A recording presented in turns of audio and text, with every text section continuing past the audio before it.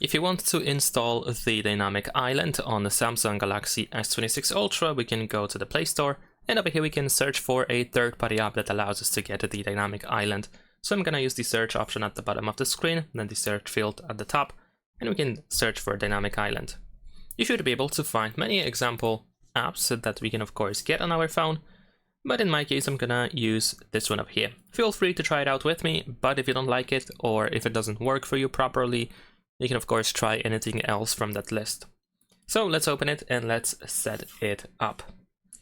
So in here we're gonna tap on the next button. Here we go, we have the instructions.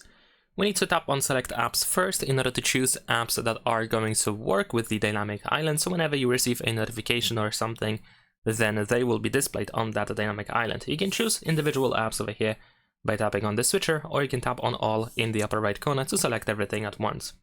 Next, we're gonna go to notification access.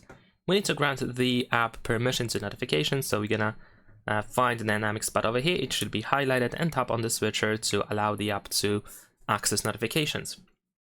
Now in here, we can also select, we have to select draw on screen and press OK to disable battery optimization, and then tap again in order to go next.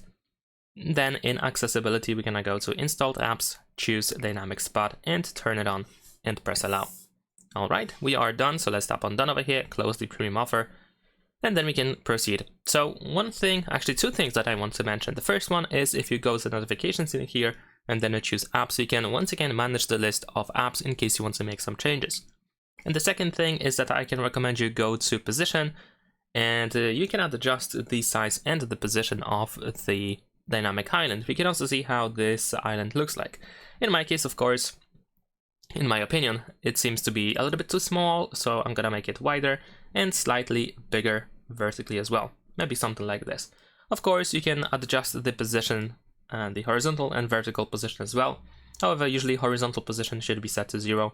In this case, the vertical position seems to be actually pretty okay as well. So once you are done, we can start just using our phone and you will see this dynamic island on the screen. So let's see. There we go. That's pretty much it. Leave a like and subscribe.